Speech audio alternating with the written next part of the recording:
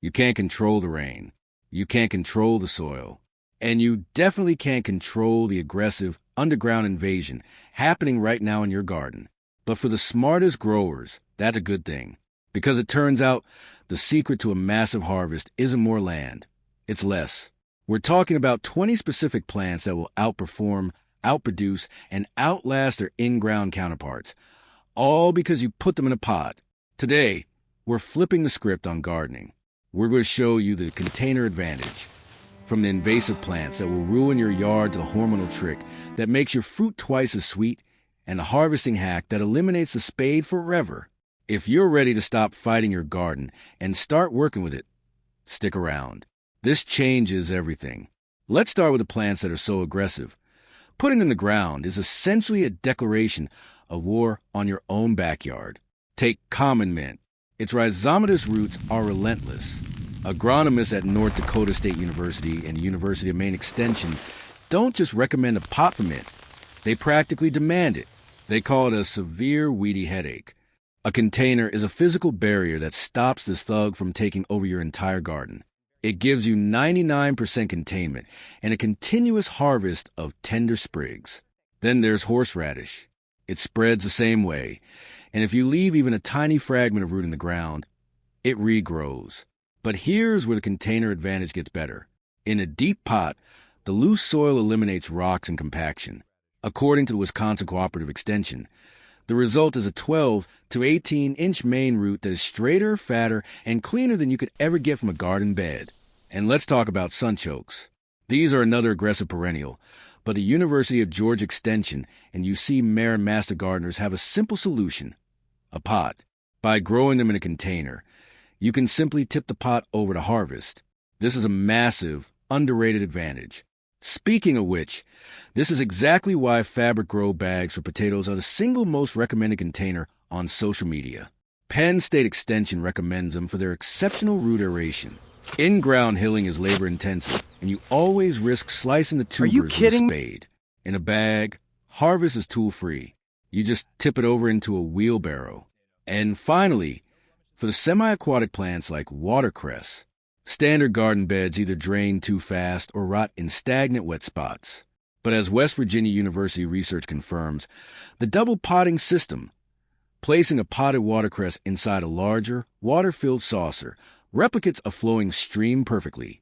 It keeps the roots clean and cool.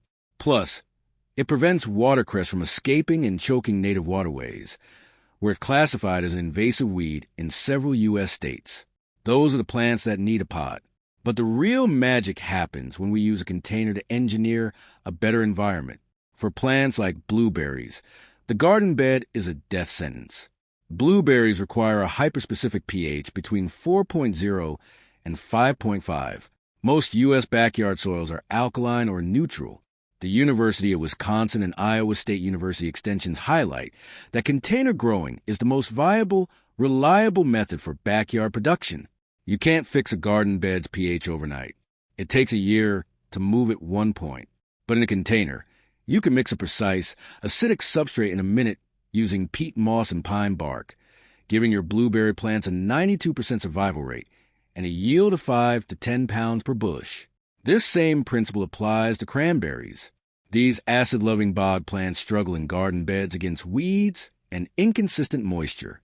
The University of Alaska Fairbanks Cooperative Extension says containers are the easiest way to replicate that acidic, damp bog environment. You can simply stand the pot in a shallow water tray and watch it thrive. On the flip side, we have the Mediterranean herbs: thyme, rosemary, oregano. They don't want wet. They want poor, gravelly, fast-draining soil.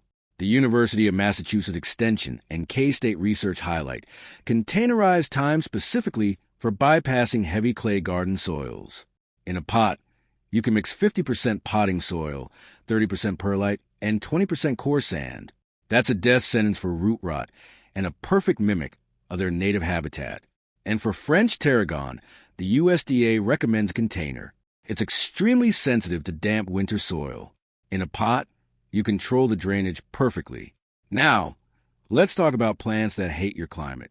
This is where the container proves its ultimate worth. Ginger is a tropical perennial that requires 8 to 10 months of warm temperatures to mature. The Virginia Cooperative Extension and the University of Hawaii TAR published guidelines for containerized ginger specifically to bypass disease and climate limits. In most of the U.S., the season is too short, but in a pot, you start the ginger on a heat mat indoors, move it to a warm patio in summer, and then bring it back inside before the first frost. This gives you up to 10 pounds of rhizomes from a single 7-gallon pot. Turmeric works the exact same way, requiring 7 to 9 months of warm, wet soil that you can only provide in a mobile container.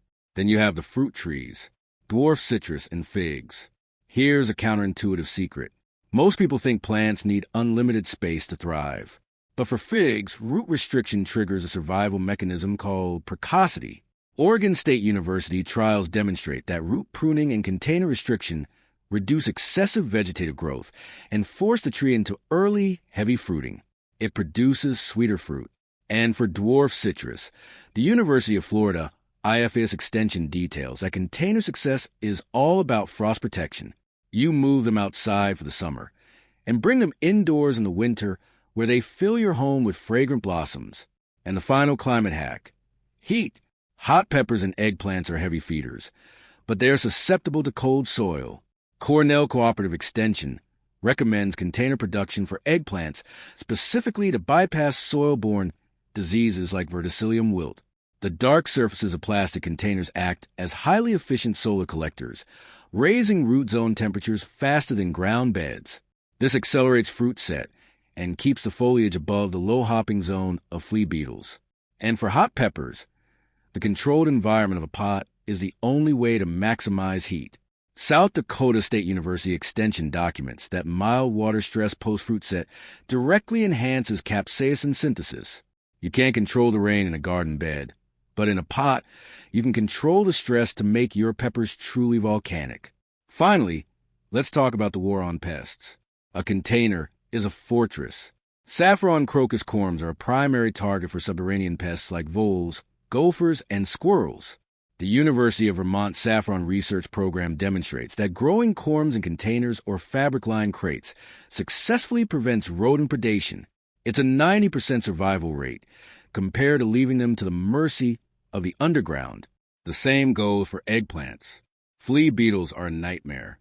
They defoliate the plant, but they only hop a few inches off the ground.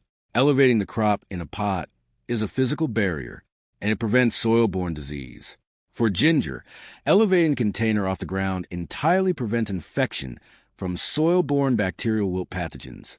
You are taking the plant out of the disease reservoir and putting it in a sterile environment. And for alpine strawberries, the most common issue is slugs and soil rots. In a container or hanging basket, you lift the fruit off the soil. So, the evidence is overwhelming. From the aggressive invaders to the finicky specialists and the cold-sensitive tropicals, container cultivation isn't just a compromise. It's often a superior choice. Now, we've locked down invasive plants and the ones that need perfect drainage. But what about the plants that are just easier in a pot? That's exactly what we're going to look at next. So we've mastered the pH for the berries. But there's another group of plants that makes a container a moving target for climate perfection. That's right. We're talking about tropicals and trees. Now, heating up the soil is one thing, but what about a plant that simply refuses to grow in the ground because of what's in the ground? Up next, the hidden fortress that containers provide against disease and pests.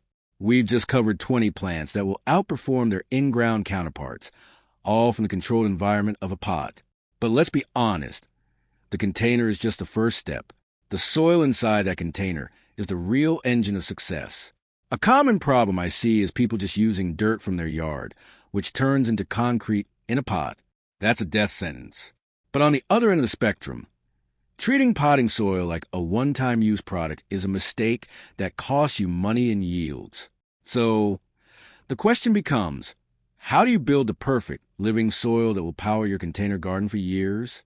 I have a whole video breaking down the exact recipe I use for a nutrient-rich, airy, and water-retentive potting soil that guarantees a harvest.